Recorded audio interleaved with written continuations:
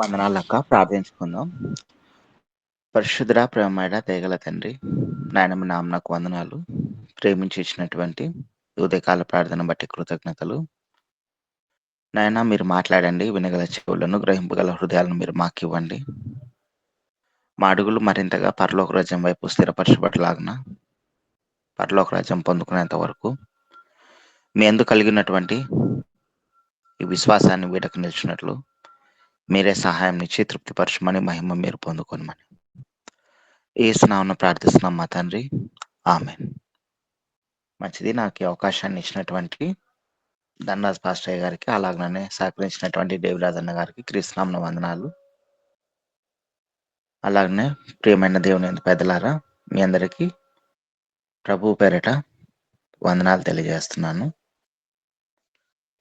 వాక్యదానంలోకి వెళ్దాం.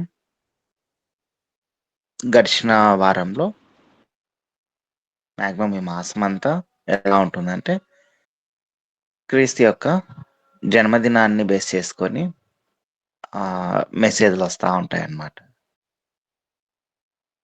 గడిచిన పండుగప్పుడు, అంటే క్రిస్మస్ పండుగప్పుడే దాదాపుగా 1 మంత్ 4-5 మెసేజ్లు అనుకుంటా, దాదాపు అన్ని బర్త్డేకి సంబంధించి చెప్పేశాను. మళ్ళీ వాటిని రిపీట్ చేయాలంటే ఏదోలా ఉంది.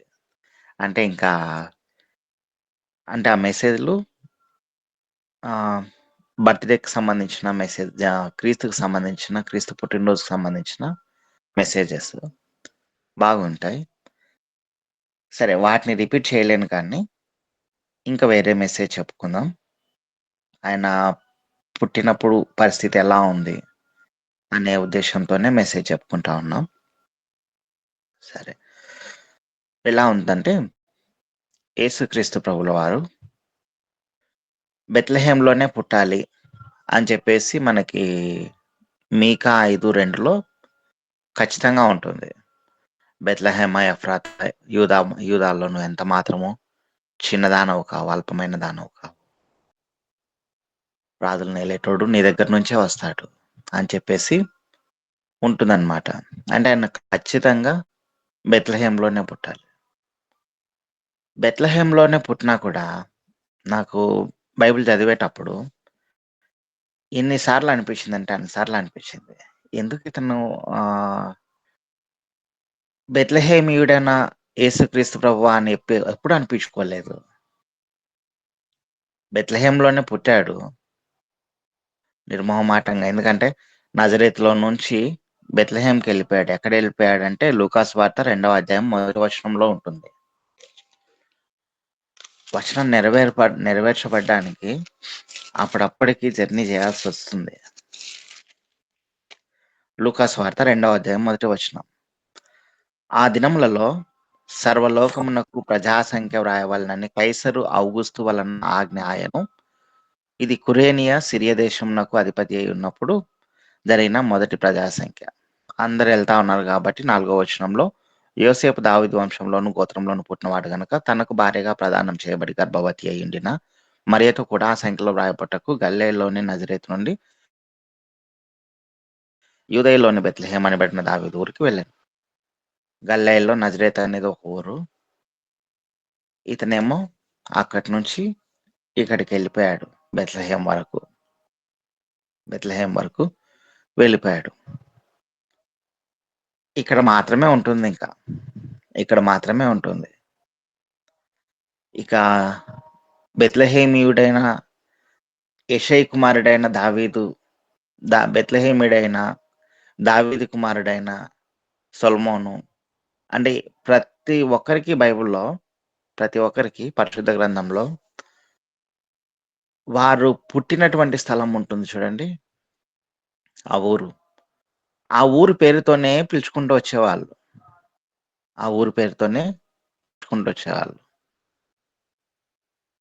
ఒక యేసుక్రీస్తు ప్రభుల వారిని మాత్రం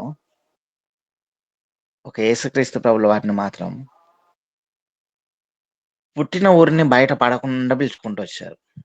పుట్టిన ఊరిని ఎక్కడ కూడా మెన్షన్ చేయలేదు. ఆయన ఏమని పిలిచేవాళ్ళు తెలుసా? అసలు ఎక్కడి నుంచి పుట్టావు, ఎక్కడి నుంచి వచ్చి ఆయన్ను పిలవడానికి పిలుపే ఎలా ఉండేదంటే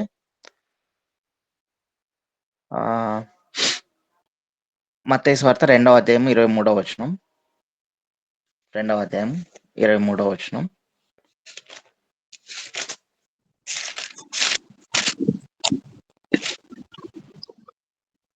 హేరోదునకు ప్రతిగా యూదయ దేశమున ఏలుచున్నాడని విని అక్కడికి వెళ్ళి వెరచి స్వప్నమందు దేవుని చేత బోధింపబడిన వాడై గలీలియా ప్రాంతములకు వెళ్ళి నజరేతను ఊరికి వచ్చి అక్కడ కాపురం ఉండెను. ఆయన నజరేయుడనబడునని ప్రవక్తలు చెప్పిన మాట నెరవేరినట్లు ఈలాగు జరిగాను. ఆమేన్. బెత్లెహేమీయుడు కానీ నజరేయుడు అని పిలువబడాలి, ఇంకంతే. ఎందుకంటే చాలా మంది ప్రవక్తలు చెప్పారు, ఇతను నజరేయుడు అనబడతాడు, నజరేయుడు అనబడతాడు, నజరేయుడు అనబడతాడు. ఎక్కడ చెప్పారు? నజరేయుడు అనబడతాడు, నజరేయుడు అని చెప్పేసి ఎక్కడ డైరెక్ట్ గా ఉండదు. కానీ యెషయా గ్రంథం 11వ అధ్యాయం 1వ వచనంలో, యెషయా గ్రంథం 1వ అధ్యాయం 11వ వచనంలో యెషయి మొద్దు నుండి చిగురు పుట్టును అని చెప్పేసి, యెషయా గ్రంథం 11వ అధ్యాయం 1వ వచనం. ఈ మొద్దు నుండి చిగురు పుట్టును, వాని వేరుల నుండి అంకురము ఎదిగి ఫలించును. ఆమేన్. యెషయి మొద్దు నుండి చిగురు పుట్టును అని ఉంటుంది కదా. ఈ చిగురు ఇది హెబ్రీ లాంగ్వేజ్ లేక వచ్చేసరికి చిగురు అనే దాన్ని నెజర్ అంటారు అనమాట. నెజర్ అంటే ఒక శాఖ అని లేదా కొమ్మ అని. యెషయి మొద్దు నుంచి ఒక కొమ్మ పుడుతుందని చెప్పారు కదా. ఆ మాటని బేస్ చేసుకొని ఆయన ఖచ్చితంగా నజరేయుడు అనబడాలి. నజరేతు వాడు అనిపించబడాలి. ఎంతగా అనిపించబడ్డాడంటే ఆయన నజరేయుడు అని చెప్పేసి, అంతమంది ప్రవక్తలు కోరుకున్నారు అని చెప్పేసి అన్నారు కదా. ప్రవక్తలు చెప్పిన మాట నెరవేరినట్లు ఇలాగ జరిగిను అని అంతమంది ప్రవక్తలు కోరుకున్నారు కాబట్టి ఇప్పుడు ఆయన నజరేయుడు అనబడాలి. ఎంత గొప్పగా అనబడ్డాడో తెలుసా? మచ్చుకైనా బెత్లెహేమీయుడు అని ఒక్కరు కూడా అనలేకపోయారు. ఎంతమంది అంటే ఆయన చేత స్వస్థత పొందిన వాళ్ళు. కానీ మార్కు సువార్త 10వ అధ్యాయం 47వ వచనం ఒకసారి చూడండి. మార్కు సువార్త 10వ అధ్యాయము 47వ వచనం.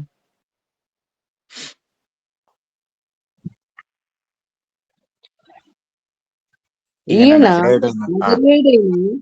యేసు అని వాడు విని, దావీదు కుమారుడా యేసు, నన్ను కరుణింపుమని కేకలు వేయ మొదలు పెట్టాను. ఆమేన్. భర్తిమై ఉంటాడు, గుడ్డి భిక్షకుడు. ఆయనకి చూపు పొందాలని చెప్పేసి ఆయన దారిని ఎవరు వెళ్తా ఉన్నారు అని చెప్పంటే, ఆయన యేసుక్రీస్తు ప్రభు అక్కడ వెళ్తా ఉన్నాడు అని చెప్పేసి అనేసరికి వెంటనే దావీదు కుమారుడా నజరేయుడైన యేసు అని పిలిచేస్తాడు. గట్టిగా పిలుస్తాడు. అక్కడ ఉన్న వాళ్ళు ఎంతమంది ఆపినా కూడా అస్సలు ఆగకుండా ఇంకా గట్టిగా పిలవడం మొదలుపెట్టినప్పుడు యేసుక్రీస్తు ప్రభులు వారే దగ్గరకు వచ్చి ఏం కావాలి అని చెప్పి అడగడం, ఆయన్ని స్వస్థపరచడం, తర్వాత ఆయన కూడా ఆయన వెంట వెళ్ళడం జరుగుతుంది. స్వస్థత పొందకోరుకున్న వాళ్ళే కాకుండా ఇంకా చాలా మంది ఇలా పిలవడానికి మాత్రమే. ఈ నామం అంటేనే, నజరేయుడైన యేసు నామం అనగానే వణుకు పుట్టేది అందరికీ. ఎంతగా వణుకు పుట్టింది అంటే అపొస్తల కార్యములు చూడండి. అపొస్తల కార్యములు 2వ అధ్యాయము,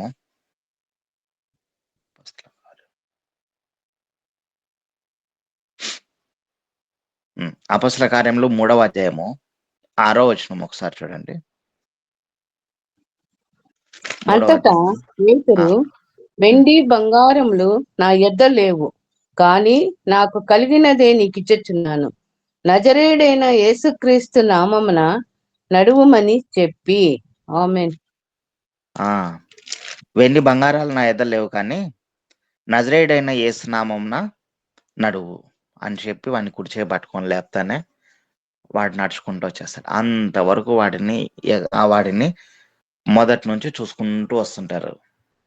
ఇతను వాడిని అందరూ గుర్తుపట్టే వాళ్ళే. అక్కడ కూర్చొని అడుక్కుంటూ కూర్చున్న వాడిని వీళ్ళు స్వస్థపరిచారు. పేతురు వాళ్ళు స్వస్థపరిస్తే నజరేయుడైన యేసునామమున ఈ యేసునామం ఎంత టార్చర్ పెట్టిందంటే నిజంగా వాళ్ళని, అక్కడ ఉన్నటువంటి అధిపతులను, నాయకులను. 4వ అధ్యాయము 17వ వచనం ఒకసారి చూడండి. అయినను ఇది ప్రజలలో ఇంకా వ్యాపింపకుండుటకై ఇక మీదట ఈ నామమును బట్టి ఏ మనుషునితోనైనను మాట్లాడకూడదని మనము వారిని బెదర పెట్టవలనని చెప్పుకొనిరి. ఆమేన్. ఇక మీదట ఈ నామంను బట్టి అస్సలు వీళ్ళు ఈ నామం పేరు ఎత్తకూడదు. అసలు ఈ నామమును వాళ్ళు ఉచ్చరించకూడదు అంతే. ఎందుకంటే ఆ నామంలో ఏవైతే జరగవు అని అనుకున్నారో అవన్నీ జరిగిపోతా ఉన్నాయి. ఆ నామం అంటానే భయం ఏర్పడిపోయింది. ఆ నామం అంటానే దేవుని పిల్లలకి అది చాలా ఇష్టంగా ఉంది కానీ పిలవడానికి. కానీ శత్రువులకి ఆ నామమును ఉచ్చరించాలంటేనే నజరేయుడైన యేసు నామమా, అమ్మో అమ్మో అని చెప్పేసి ఎంత స్టేజ్కి వచ్చారు. ఆ నామం ఉచ్చరించకుంటే చాలు నాయన, మీరు కావాలంటే మా దగ్గర ఉండండి కానీ ఆ నామం ఉచ్చరించకుండా మీరు ఉండండి అని చెప్పి అదే మాట వాళ్ళకి చెప్పారనమాట. 18వ వచనంలో కూడా ఉంటుంది చూడండి. అప్పుడు వారిని పిలిపించి, మీరు యేసు నామమును బట్టి ఎంత మాత్రమును మాట్లాడకూడదు, బోధింపకూడదని వారికి ఆజ్ఞాపించి. అంటే కనీసం యేసుక్రీస్తు అంటే నజరేయుడైనటువంటి యేసు నామం అసలు పలకకూడదు అని చెప్పేశారు. అని చెప్పేసిన తర్వాత యేసుక్రీస్తు ప్రభుల వారు కూడా ఆయన కూడా అంతే, నజరేయుడైన యేసుక్రీస్తు ప్రభునే నేను అని చెప్పుకున్నారు కొన్ని చోట్ల. ఎలాంటి సమయాల్లో చెప్పుకున్నారో తెలుసా? ఎలాంటి సమయాల్లో చెప్పుకున్నారు? యోహాను సువార్త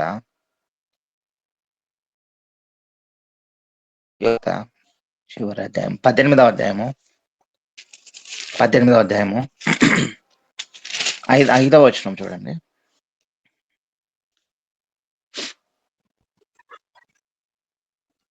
వారు నజరేయుడైన యేసునని ఆయనకు ఉత్తరం ఇయ్యగా యేసు ఆయనను నేనే అని వారితో చెప్పెను. ఆయనను చాలా ఎవరిని ఎతకడానికి మీరు వచ్చారు అంటే మరణించడానికి, ఇంకా అంటే ఆయన శిలువ మరణం పొందడానికి, ఆయనను పట్టుకోవడానికి బందీలందరూ వస్తే, సైనికులందరూ వస్తేను యేసుక్రీస్తు ప్రభుల వారు ఎదురు వెళ్ళి, నజరేయుడైన యేసు నేనే, మీరు ఎతుకుతున్నారు కదా నజరేయుడైన యేసును, ఆయన నేనే అని చెప్పేసి. అంటే ఈ నామమును పేరు ఏంటానే వాళ్ళు కూడా వెంటనే అక్కడే కూర్చున్నారు. తర్వాత మళ్ళీ నేనే ఆయనను అని చెప్పనగానే ఇక తీసుకెళ్లారు. ఆ నజరేయుడైన నామము అంటానే, ఎందుకంటే నజరేతు అనగానే అక్కడ ఉన్నటువంటి జనాంగానికి ఆ కాలంలో అది చాలా భయం. ఎందుకంటే ఒకానొక చోట ఉంటుంది కదా,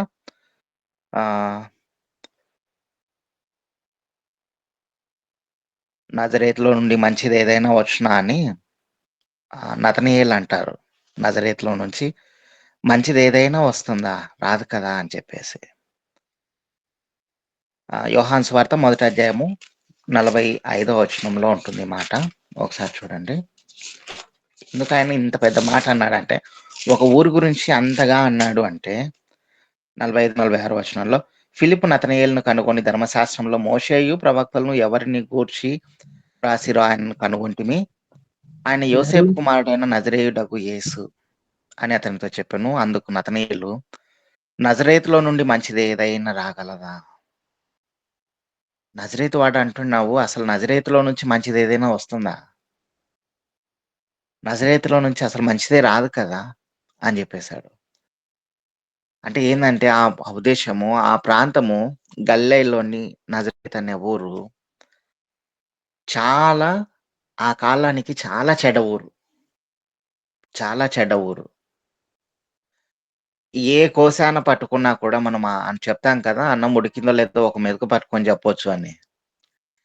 ఏ కోశాన నజరేతును పట్టుకున్నా కూడా మంచి ఇంత మాత్రం కూడా లేదు. అటువంటి ఊరు. అటువంటి ఊరు నుంచి అటువంటి ఊర్లో నుంచి అసలు మంచిది ఏదైనా రాగలదా? అసలు రాదు కదా! ఆ ఊర్లో నుండి. ఆ ఊర్లో నుండి అసలు మంచిది ఇంత మటుకు కూడా రాదు కదా! ఆ ఊర్లో నుంచి నువ్వు సకల ప్రవక్తలు చెప్పినటువంటి గొప్ప గొప్ప ప్రవక్తలందరూ చెప్పినటువంటి మెషీయ కుమారుడొచ్చినారని చెప్పి అంటా ఉన్నావు. ఎలా సాధ్యం? ఎలా సాధ్యం? అంటే చూడు, నమ్ము అని చెప్పేసి అంటానే ఆయన చూస్తాడు, విశ్వసిస్తాడు. నజరేతులో నుంచి మంచిదేదైనా రాగలదా? అంటే అంతగా పేరు అసలు ఆ ఊర్లో నుంచి మంచిదేదైనా రాగలదా? నేడు మనం పుట్టిన ప్రదేశాలు కూడా, మనం నివాసం చేస్తున్నటువంటి ప్రదేశాలు కూడా సేమ్. ఎక్కడా మంచితనం అనేది ఉండదు. ఎక్కడా మంచితనం అనేది ఉండదు. అటువంటి స్థలాలలో పుట్టినాం కాబట్టి, అటువంటి స్థలాలలో పెరుగుతున్నాం కాబట్టి ఎందుకంటే ఈనాడు ఎవరినైనా అడగండి, ఏం చేద్దామన్నా సమాజం ఇట్లుంది, నేనిలా ఉండకపోతే కుదరదు అని చెప్పే ఉద్దేశపు మాటలు అరాకొర వినిపిస్తూనే ఉంటాయి. ఎవరినైనా ప్రశ్నించామంటే. సర్దుకుపోయామంటే ఏం కనపడదు కానీ, ఎందుకు ఇట్లా చేస్తున్నావు అంటే వీడికి ఇట్లనే చేయాలి. ఎందుకంటే ఆ పరిస్థితి అట్లా అని వాడు నిరూపించేస్తాడు. అట్లాంటి ప్రదేశాలలో నుంచే దేవుడు అసలు ఆ ఊరి పేరు ఎత్తడానికి కూడా జనాలు విసిగిపోయేవాళ్ళు. నజరేతులో నుంచా? నజరేతులో నుంచా? అని చెప్పేసి. ఆ ఊరి పేరు ఎత్తడానికే విసిగిపోయేవాళ్ళు. అలాంటి ప్లేస్‌లో నుంచే మనం ఎప్పుడు చెప్పుకుంటాం కదా! వాక్యదానం చెప్పుకునేటప్పుడు. అమ్మ బురదలో నుంచే తామర పువ్వొస్తుంది. దానికి బురద అంటుకోదు అని చెప్పి మనం కూడా అలా ఉండాలని. యేసుక్రీస్తు ప్రభుల వారు అలానే ఉన్నారు. యేసుక్రీస్తు ప్రభుల వారు చెడ్డదైనటువంటి నజరేతులో నుంచే వచ్చాడు. కానీ ఎక్కడ కూడా పాపాన్ని అంటించుకోలేదు. పాపాన్ని అంటించుకోలేదు. అందుకే ఎంతగా అంటే ఆహ్, అసలు నజరేతులో నుంచి మంచిది రాదు కదా! అని చెప్పే ఉద్దేశ్యం ఎంత గొప్పగా విస్తరించబడిందంటే ఆ కాలంలో.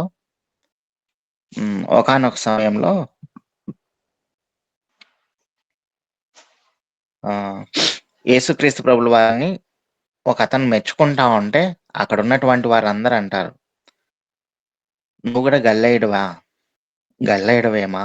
ఒకసారి ఆలోచించుకో" అని జెప్పేసి అంటారు. యోహాను సువార్త 8వ అధ్యాయం 41 వచనం చూడండి. 8వ అధ్యాయం 41 వచనం. 41 వచనం.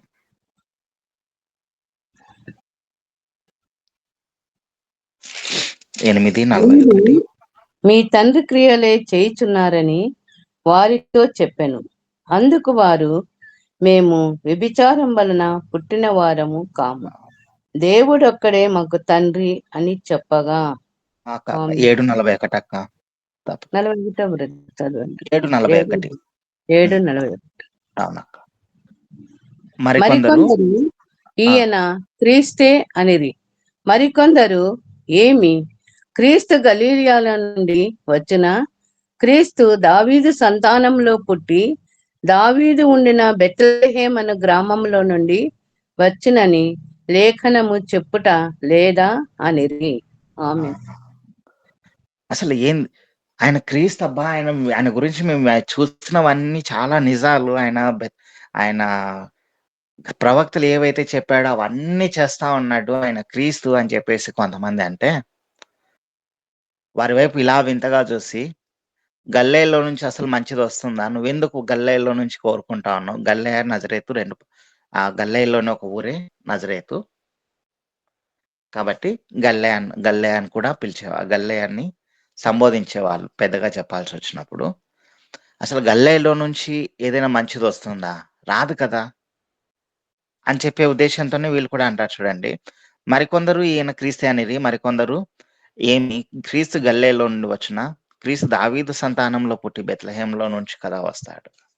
బెత్లెహేంలో నుంచి కూడా వస్తాడు. ఇక్కడ 2 రీజన్‌లున్నాయి. క్రీస్తు బెత్లెహేం వాడు, బెత్లెహేమీయుడైనటువంటి క్రీస్తు అని తెలుపబడితే, ఆయనని శిలువ మరణం వేయడానికి ఇష్టపడరు. అదొకటి. క్రీస్తు నజరేయుడని పిలువబడాలి. ఇదొకటి. నజరేయుడని పిలువబడితే జనాల మధ్యలో భేదం ఏర్పడాలి. భేదం ఏర్పడాలి. ఎందుకంటే భేదాలు వచ్చినప్పుడే ఖచ్చితంగా సత్యం బయటపడుతుంది. సత్యం బయటపడుతుంది. అలా సత్యం బయటపడినప్పుడు క్రీస్తును తెలుసుకుంటారు. ఎందుకంటే చాలా మంది పుట్టిన ఊరిని బట్టి, పుట్టిన కులాన్ని బట్టి, పుట్టినటువంటి ఆ స్థలాన్ని బట్టి ఒక పుణ్యక్షేత్రంగా ఏదేదో జేయాలని జెప్పి చూస్తారు. దేవుడు వాటిని ఇష్టపడడు. వాటిని ఇష్టపడడు.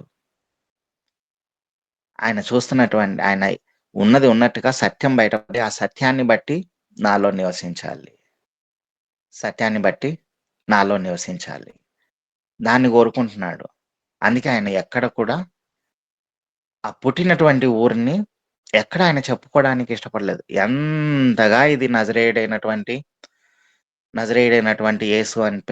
యేసు అని చెప్పేసి పిలువబడిందంటే ఈ మాట. యేసుక్రీస్తు ప్రభుల వారు శిలువ మరణం పొందుతారు గదా! శిలువ మరణం పొందుతారు. యోహాను సువార్త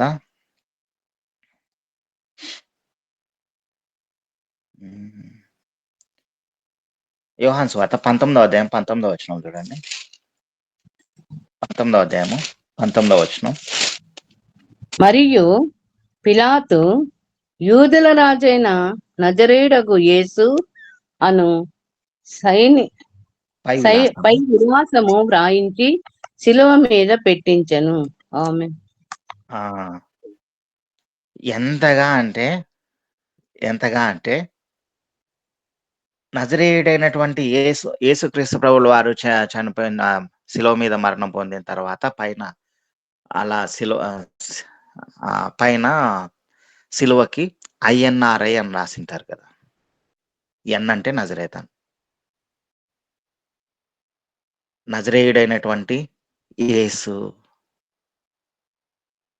యూదుల రాజైన నజరేయుడైనటువంటి యేసు అని చెప్పేసి రాపిచ్చేశారు పిలాతు గారు. ఆ మాట జనాలందరికీ వణుకు పుట్టించింది. ఎందుకు వణుకు పుట్టించింది తెలుసా? ఇక్కడ 20వ వచనంలో ఉంటుంది చూడండి. యేసు సిలువ వేయబడిన స్థలము పట్టణమునకు సమీపమై ఉండెను. అది హెబ్రీ, గ్రీకు, రోమా భాషలలో వ్రాయబడెను గనుక యూదులలో అనేకులు దానిని చదివిరి. హెబ్రీ, గ్రీకు, రోమా. హెబ్రీ భాషలో ఇందాక చెప్పుకున్నాం గదా! ఆయన నజరేయుడు అనబడతాడు అని చెప్పేసి యెషయా 11:1లో యెషయి మొద్దు నుండి చిగురు పుట్టును అని ఉంది కదా! ఆయన నెజర్ నుంచి పుడతాడు అని. నెజర్‌లాగా ఉంటాడు అని చెప్పేసి. హెబ్రీలో నెజర్ అంటే చిగురు అని. ఇప్పుడు యేసుక్రీస్తు ప్రభుల వారు యెషయా మొద్దు నుంచి పుట్టాడా? అయితే మేము దేవుడిని చంపామా? అని చెప్పేసి అందుకే వెంటనే వెళ్లి వీళ్ళు అయ్యా! తీసేయండి మాకది నచ్చట్లేదు అని చెప్పేసి అంటానే నేను రాసిందేదో రాసినాను వదిలేయండి అని చెప్పేస్తాడు. చనిపోయిన తర్వాత కూడా యేసుక్రీస్తు ప్రభుల వారు ఏమని పిలిపించుకోవాలని చూసాడంటే నజరేయుడైనటువంటి యేసు. నజరేయుడైనటువంటి యేసు. ఎందుకంటే నజరేతులో నుంచి వచ్చింది అంటే అది మంచిది కాదు అని చెప్పేసి ఫీలింగ్‌లో జనాలు ఎంతగా నిమగ్నమైపోయారంటే అంతగా నిమగ్నమైపోయారు. అటువంటి స్థలంలో నుంచి దేవుడు మంచిని తీయాలని చెప్పి చూస్తా ఉన్నాడు. మంచిది ఇక్కడ ఏదైతే జనాలు లోకమంతా ఇదిగో ఈ కుటుంబమా ఇప్పటికి అంటున్నారు కదా! ఇప్పటికి అంటారు కదా! మన గొప్ప ఉదాహరణ మనకుంది కదా! స్టూవర్ట్‌పురం అని. అసల ఆ ఊరి పేరు ఎత్తుతనే దొంగలు అని చెప్పేసి అంటారు. అయితే నేనది సువార్తపురంగా మారిపోవాలని చెప్పేసి, ఆ పేరే మార్చాలా అని చెప్పేసి వాళ్ళు అచ్చి పెట్టుకోవడం గూడా జరిగింది. దేవుడు చూస్తున్నది ఇదే. దేవుడు చూస్తున్నది ఇదే. పుట్టిన స్థలాన్ని బట్టి లోకమంతా మనల్ని చెడ్డ అనొచ్చు. పుట్టిన కుటుంబాన్ని బట్టి లోకమంతా మనల్ని చెడ్డ అనొచ్చు. కానీ అక్కడి నుంచి మంచిదొస్తుంది అని చెప్పి మనం నిరూపించాలి.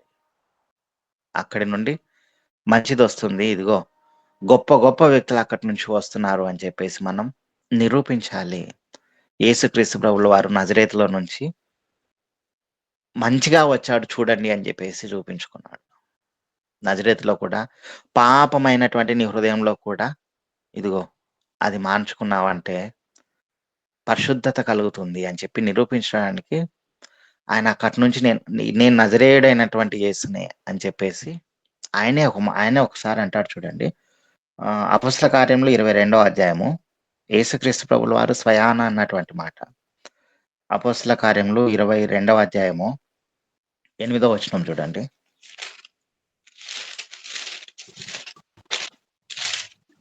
అందుకు నేను, ప్రభువా, నీవెవడవని అడిగినప్పుడు ఆయన, నేను నీవు హింసించుచున్న నజరేయుడునగు యేసును అని నాతో చెప్పెను. ఆ! సౌలు గారు కత్తి పట్టుకొని మొత్తం యేసుక్రీస్తు ప్రభుల వారి నామమును ఎవరైతే ఎత్తుతారో వారినందరిని చంపుకుంటా తిరుగుతా ఉన్నాడు. చంపుకుంటా, హింసించుకుంటా, దూషించుకుంటా వారిని ఇంకా వదిలే ప్రసక్తి లేదు. వదిలే ప్రసక్తి లేదు. నిండు గర్భిణి అయినా సరే వదిలే ప్రసక్తి లేదు. చంపడమే. అలా చంపుకుంటూ వస్తున్నటువంటి సౌలు గారికి నజరేయుడైనటువంటి యేసు బయటపడ్డాడు. నజరేయుడైనటువంటి యేసు. ఎందుకు ఇంతగా ఇతను చంపడానికి ఇష్టపడ్డాడు అంటే, అసలు నజరేయుడైనటువంటి యేసు ఏంది? బెత్లెహేంలో పుట్టాలి. బెత్లెహేంలో పుట్టాలి. నజరేయుడైనటువంటి యేసు ఆయన యేసు అని చెప్పి మీరు పిలుస్తా ఉన్నారే. అసలు ఆ నామమే గొప్ప నామం కాదు. ఆ ఊరి పేరే ఆ ఊర్లో నుంచి మంచిదేది రాదు అని చెప్పేసే ఉద్దేశంతో సౌలు గారు కూడా ఉన్నారు. ఇప్పటి పౌలు గారు. పౌలు గారు కూడా ఉన్నారు అప్పటికి. ఉండి ఆ ఊరి నుంచి ఆయన పేరు ఎత్తినారంటే అయిపోయి ఇంక చంపడమే. అందుకే యేసుక్రీస్తు ప్రభులు వారు పరిచయం చేసుకునేటప్పుడు ఎలా చేసుకుంటున్నాడు అంటే, నీవెవడవని అడిగినప్పుడు ఆయన, నేను నీవు హింసించుచున్న నజరేయుడగు యేసును. నీవు హింసించుచున్న నజరేయుడగు యేసును. నేనేనయ్యా ఆయన్ను. నేనే ఆయన్ను. నజరేయుడును అని అంటానే అప్పుడు కళ్ళు తెరిచాడు. అంటే మనోనేత్రములు అప్పుడు ఎలిగింపబడ్డాయి. నజరేతులో నుంచి మంచిది వస్తుంది కదా! వస్తుంది కదా! అని చెప్పేసి అప్పుడు క్రీస్తుని ఎతకడం మొదలుపెట్టాడు. క్రీస్తుని ఎతకడం మొదలుపెట్టాడు పౌలు గారు. మొదలుపెట్టి అప్పుడు తర్వాత మారుమనసు పొంది, తర్వాత క్రీస్తు కోసం బలియాగమయ్యాడు. అదే క్రీస్తును ఏ నజరేయుడైనటువంటి యేసును హింసించాలని ఎంటబడ్డాడో, అదే నజరేయుడైనటువంటి యేసును ప్రకటించడానికి ప్రాణాలు సైతం లెక్కబెట్టలేదు. ప్రాణాలను సైతం లెక్కబెట్టలేదు. అంతగా యేసుక్రీస్తు ప్రభుల వారికి కూడా నేను నజరేయుడైనటువంటి యేసును అని చెప్పి పరిచయం చేసుకున్నాడు. ఇందులో తప్పేమన్నా ఉందా అంటే మొహమాట లేకుండా తప్పేం లేదు. ఆయన నజరేయుడైనటువంటి యేసే. నజరేయుడైనటువంటి యేసే. ఈ మాట మనం ఎవరిని అడిగినా ఆయన అక్కడ పెరిగాడు కాబట్టి ఆహ్, నజరేయుడు అని పిలువబడ్డాడు కాబట్టి సరే అనుకుంటారేమో కానీ ఒక 2 వచనాలు చెప్పిన తర్వాత ఈ మాట చెప్తాను. ఒక 2 వచనాలు చెప్పిన తర్వాత. ఇర్మియా గ్రంథం మొదటి అధ్యాయం 5వ వచనం. ఇర్మియా గ్రంథం మొదటి అధ్యాయం 5వ వచనం.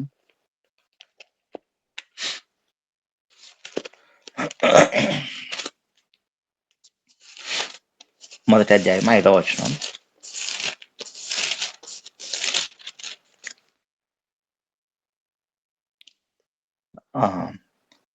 యెహోవా వాక్కు నాకు ప్రత్యక్షమై ఇలాగ సెలవిచ్చును. గర్భములో నేను నిన్ను రూపింపక మునిపే నిన్నెరిగి తిని. నీవు గర్భము నుండి బయలుపడక మునిపే నేను నిన్ను ప్రతిష్ఠించి తిని. జనములకు ప్రవక్తగా నేను నియమించి తిని. గర్భములో నేను నిన్ను రూపింపక మునిపే నేను నిన్నెరిగి తిని. ఇర్మియా గర్భంలో ఉన్నప్పుడే నేను నిన్ను ఎరిగి ఉన్నాను. నేను నిన్ను అప్పుడే రూపించాను. ఆ రూపింపక మునిపే నిన్ను ఎరిగి ఉన్నాను. నువ్వు గర్భం నుండి బయలుపడలేదు చూడు, అప్పుడే నేను నిన్ను ప్రవక్తగా నియమించాను. మన దేవుడు మనం పుడతాం చూడండి. మనం పుట్టిన తర్వాత ఇప్పుడు మనం పుట్టినరోజు ఏదో ఒక రోజు జరుపుకుంటాం. ఎట్లా క్రీస్తు పుట్టినరోజు జరుపుకుంటున్నామో అలా ఏదో ఒక రోజు జరుపుకుంటాం చూడండి. ఆయన లెక్కలో అసలు గర్భంలో పడకముందే నువ్వు నాకు లెక్కింపబడ్డావు అని చెప్పేస్తారు నా డైరెక్ట్‌గా. లెక్కింపబడ్డావు. అప్పుడే నేను నిన్ను ప్రవక్తగా నియమించేసుకున్నాను. నువ్వు ఈ పని చేయాల్సిందే అని చెప్పేస్తాడు. అంటే మన దినాలు ఎప్పటి నుంచి స్టార్ట్ అవుతాయి? మన దినాలు గర్భమున పడకముందు నుంచే స్టార్ట్ అవుతా ఉంటాయి. గర్భమున మన పుట్టుక ప్రారంభం కాకముందే స్టార్ట్ అవుతాయి.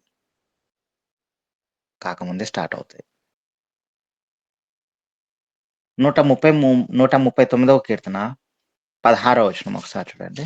139వ కీర్తన 16వ వచనం.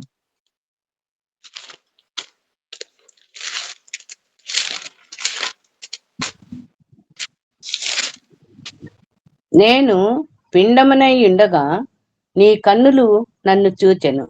నియమింపబడిన దినములలో ఒకటైనా కాకమునిపే నా దినములన్నీయు నీ గ్రంథములో లిఖితములాయెను. ఆమేన్. నేను పిండమునై ఉండగా నీ కనులు నన్ను చూచెను. ఎక్కడ? తల్లి గర్భంలో. నేను పిండముగా నా తల్లి గర్భంలో ఉన్నాను చూడు, దావీదు గారు చెప్తా ఉన్నారు. పిండముగా నా తల్లి గర్భంలో నేనున్నప్పుడు నీ కన్నులు నన్ను చూశాయ్యా. నియమింపబడిన దినములలో ఒక్క దినం కూడా కాకముందే, అంటే నేను భూమి మీద పుట్టిన తర్వాత ఒక్క దినం కూడా కాకముందే నువ్వు నన్ను చూచావని నువ్వు నన్ను లెక్క పెట్టావని అంటన్లా. తల్లి గర్భంలో కూడా ఒక్క దినం కూడా కాకముందే, తల్లి గర్భంలో నియమింపబడినటువంటి దినములలో ఒక్కటి కూడా కాకమునిపే నీ గ్రంథములో నా దినములన్నీ లెక్కింపబడ్డాయి. ఒక్కటంటే ఒక్క దినం కూడా నా తల్లి గర్భంలో నేను రూపింపబడక మునుపే నా దినాలన్నీ నా చివరి దినంతో సహా నీ గ్రంథంలో లెక్కింపబడ్డాయి. నువ్వు రాసేసావు అంతే. రాసేసావు అని చెప్పేసి దావీదు మహారాజు గారు చెప్తా ఉన్నారు. దావీదు మహారాజు గారు ఇర్మియా గారికి అదే చెప్తా ఉన్నాడు దేవుడు. ఇర్మియా గారికి అదే చెప్తా ఉన్నారు. ఎవరిని అడిగినా యేసుక్రీస్తు ప్రభుల వారు నజరేతులో నుంచి వచ్చాడు కాబట్టి, నజరేయుడుగా పెరిగాడు కాబట్టి, అందుకనే ఆయన నజరేయుడు అని పిలువబడ్డాడు అని చెప్పి అనుకుంటాం కానీ తల్లి అయినటువంటి మరియ గారిని అడిగితే ఆమె చెప్తుంది కరెక్ట్‌గా ఆన్సర్. ఆమె చెప్తుంది. మత్తయి సువార్త మత్తయి సువార్త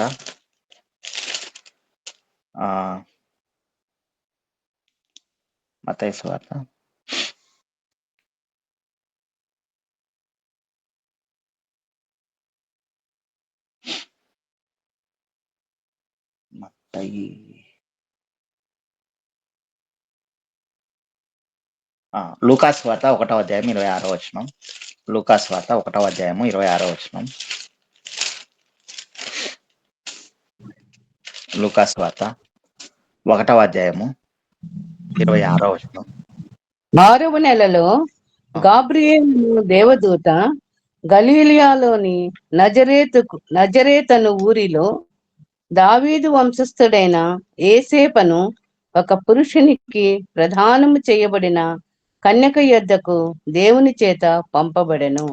ఆ కన్యక పేరు మరియా.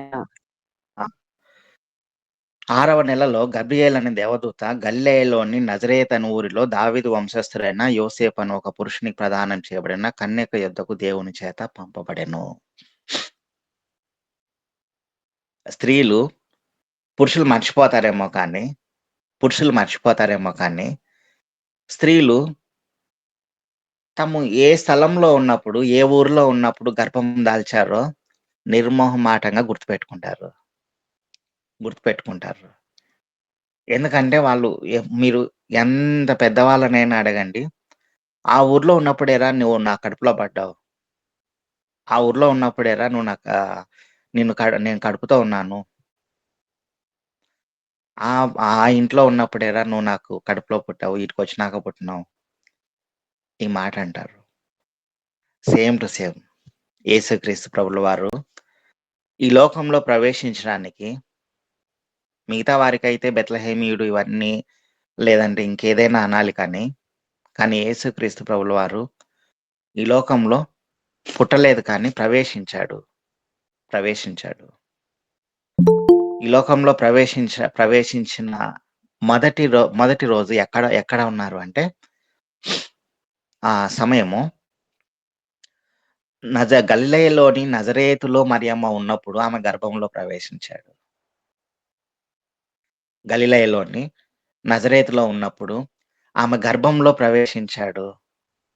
అందుకనే మరియమ్మ గారు నిజంగా ఈయన నజరేయుడే, ఎందుకంటే నేను నజరేతులో ఉన్నప్పుడే నా గర్భమున ఈయన ఏర్పరచబడ్డాడు, ఉన్నాడు అని చెప్పేసి నిర్మోహమాటంగా ఆమె అంగీకరించేస్తుంది అంతే. అందుకే ఒక్క చోట కూడా ఆమె కూడా ఎక్కడ కూడా ఆయన బెత్లెహేమీయుడయ్యా, నజరేయుడు కాదు అని చెప్పేసి ఒక్క మాట కూడా ఆమె కూడా చెప్పలేదు. ఆమె నజరేతులో ఉన్నప్పుడే గర్భవతిగా అయ్యింది. నజరేతులో ఉన్నప్పుడే డెలివరీ కోసం అయితే, ప్రసవించడానికైతే బెత్లెహేంకు వెళ్ళింది, కానీ నజరేతులో ఉన్నప్పుడే గర్భవతి అయినది. అక్కడే గలిలయలోని నజరేతు అను ఊరిలో కన్యక అయినటువంటి మరియ గారి దగ్గరకు గబ్రియేల్ అనే దేవదూత వచ్చి చెప్తుంది, అమ్మ, పరిశుద్ధాత్మ వలన నువ్వు గర్భవతి అవుతావు, పరిశుద్ధాత్ముడు నీలో నుండి వస్తాడు అని చెప్పేసి. అందుకే ఆయన నజరేయుడు అని పిలువబడడానికి మరి గొప్ప కారణం ఏదంటే, ఆయన ఈ లోకంలో ప్రవేశించినప్పుడు ఆయన తల్లి అయినటువంటి, ఈ లోకపు తల్లి అయినటువంటి మరియమ్మ గారు నజరేతులో ఉన్నారు. అందుకే ఆయన నజరేయుడు అని గర్వంగా చెప్పుకోబడ్డాడు. నజరేయుడు అని. నజరేతులో నుంచి మంచిది వస్తుంది. పాపపు లోకంలో మంచిని మనం వెతకాలి, ఆ మంచిగా మనం జీవించాలి. ఎందుకు అలా జీవించాలి అంటే, మనం జీవిస్తేనే లోకం అబ్బురపడిపోవాలి. యేసుక్రీస్తు ప్రభుల వారిని చూచి ఆ లోకం అంతా అబ్బురపడిపోయింది. ఎంతగా అంటే ఇక యేసుక్రీస్తు ప్రభుల వారిని చూస్తానే యోహాను సువార్త 7వ అధ్యాయం 52వ వచనం ఒకసారి చూడండి. యోహాను సువార్త 7వ అధ్యాయం 52వ వచనం. అక్కడ కూడా ఒక మనిషి, యోహాను సువార్త 7వ అధ్యాయం 52వ వచనం. వారు, నీవును గలిలయుడువా, విచారించి చూడుము, గలీలియాలో ఏ ప్రవక్తయు పుట్టరనిరి. అంతటా ఎవరింటికి వారు వెళ్ళిరి. ఆమేన్. మొత్తం అందరూ ఆయనను పట్టుకోవాలని చెప్పి చూస్తే, ఆయనలో ఒక్క మాట కూడా తప్పు దొరకలేదు అని చెప్పి వాళ్ళందరూ వెనక్కి వస్తే, అందులో ఉన్నటువంటి ఒక సైనికుడిని అక్కడ ఉన్నటువంటి శాస్త్రులు, అధికారులు అందరూ చూసి, ఎందుకు ఆయనను పట్టుకురాలేదు అని అడిగితే, ఆయనలో ఎందుకో తప్పు కనపడలేదు అని చెప్పి అంటేను, నువ్వేమన్నా గల్లేయడవా? ఒకసారి చెక్ చేసుకోకూడదా? అని చెప్పేసన్నారు. ఎందుకంటే నువ్వు కూడా అలానే ఫీల్ అవుతున్నావా? ఆయన గల్లేయవాడు గల్లేయడు అని చెప్పేసి. గల్లేయుడు కాదు అని చెప్పేసి. అసలు గల్లేలో నుంచి మంచిది రాదు కదా! ఆయన వచ్చాడు చూడండి అని చెప్పేసి ఈయన చెప్తా ఉన్నాడు. మన బ్రతుకు కూడా యేసుక్రీస్తు ప్రభుల వారి మాదిరి ఉండాలి. ఎలాంటి సమాజంలో జీవిస్తున్నామైనా సరే, అది ఎలాంటి సమాజమైనా సరే, మనం ఎలా ఉండాలంటే పరిశుద్ధంగా జీవించాలి అంతే. పరిశుద్ధంగా జీవించాలి. నజరేతులో నుంచి, మనం పుట్టిన ఊర్లో నుంచి, మన కుటుంబంలో నుంచి మంచిది ఏది రాదు. ఆ కుటుంబం అంతా అంతే అని చెప్పి, ఆ ఊరంతా అంతే, ఆ పేట అంతా అంతే అని చెప్పి ఎంతమంది తిట్టుకున్నా సరే, నజరేయుడైనటువంటి యేసు దేవుడే మనకి సాక్షి. ఆయనను బేస్ చేసుకొని మన కుటుంబంలో నుంచి, మన ఊరిలో నుంచి మంచోళ్ళున్నారు, మనమే గొప్పవాళ్ళమని, మన సంఘంలో నుంచి గొప్పవాళ్ళం మనమే అని నిరూపించాలి. ఆ విధంగా దేవుడిని మహింపరచాలి. దేవుడి కొద్ది మాటలను దీవించునుగాక. ఆమేన్. ఆమేన్. ఆమేన్. నజరేతు వాడా నా యేసు స్వామి, నిన్నే కీర్తింతును, దేవా నిన్నే స్తుతింతును. నజరేతు వాడా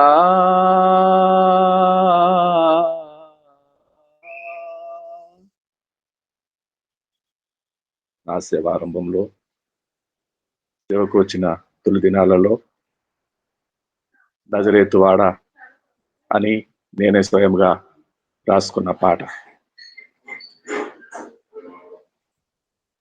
ఆ దినమున ప్రజలకు ధ్వజముగా నిలుచుండు యెషయి వేరు చిగురునొద్ద జనములు విచారణ చేయును.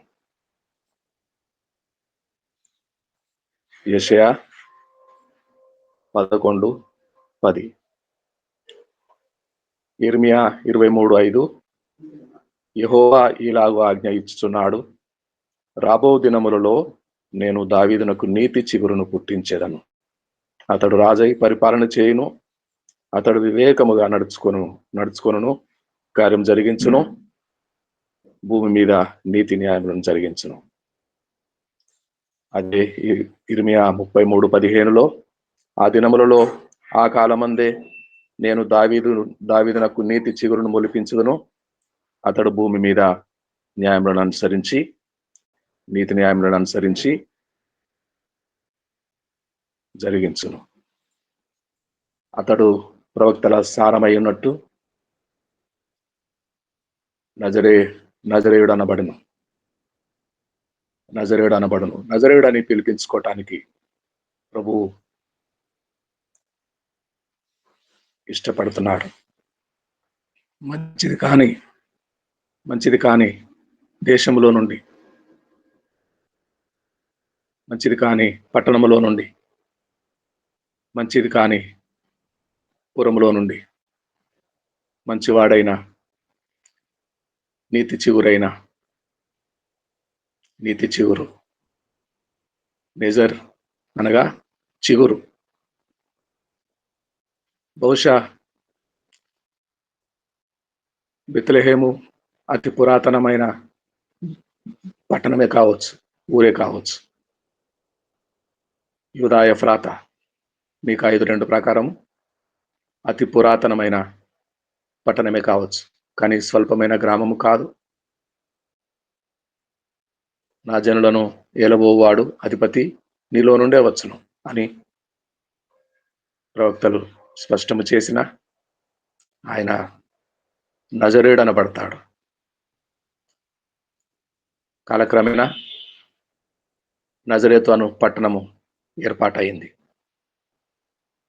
నజరేతు అనే పట్టణము ఏర్పాటైన తర్వాత ఆయన నజరేయుడు అనబడిన శుభవాక్యము నెరవేరింది. ఆయన నజరేయుడు అనబడ్డాడు. మంచిది కాని దేశములో నుండి మన దేశము మంచిది కాదు.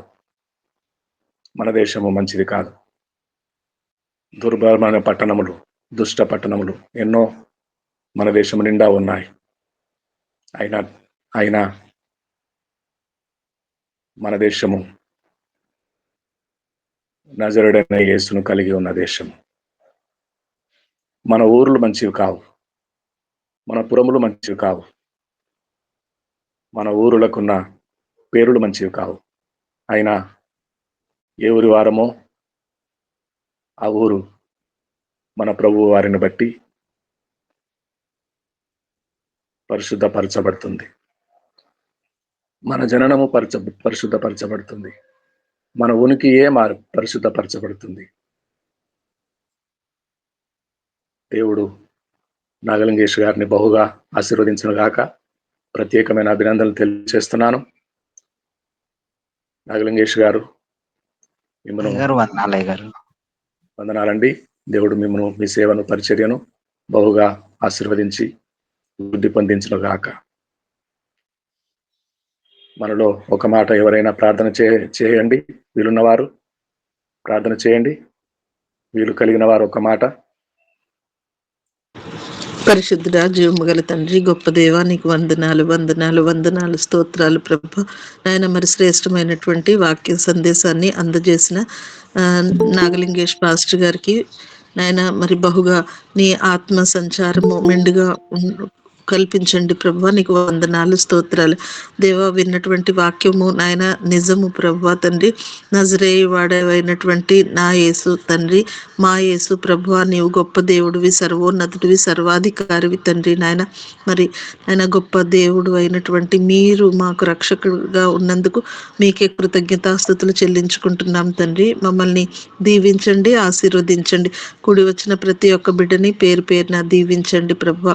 నాయన నీ యొక్క ఉనికి నాయన ఈ దినము కూడా నజరేయువాడా అని నాయన పిలవగానే మా పక్షమున ఉంటూ ప్రభు మాకు సహాయం చేస్తున్న విధానాన్ని బట్టి కృతజ్ఞతలు తెలియజేసుకుంటూ నాయన మరి ఈ ప్రార్థన అంతటిని నజరేయుడైన యేసుక్రీస్తు పుణ్యనామములో అడిగి ప్రార్థించి వేడుకొనుచున్నాను తండ్రి. ఆమేన్ ఆమేన్ ఆమేన్ ఆమేన్. ప్రభు ప్రార్థన చెప్పుకుందామండి.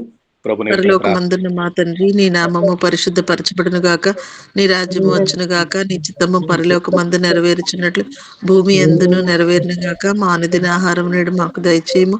మా రుణస్థులను మేము క్షమించిన ప్రకారము మా రుణములను క్షమించుము. మమ్మను శోధనలోనికి తేక కీడు నుండి తప్పించుము. ఎందుకనగా రాజ్యము, బలము, మహిమ నిరంతరము నీవి అయి ఉన్నవి తండ్రి. ఆమేన్ ఆమేన్ ఆమేన్ ఆమేన్ ఆమేన్.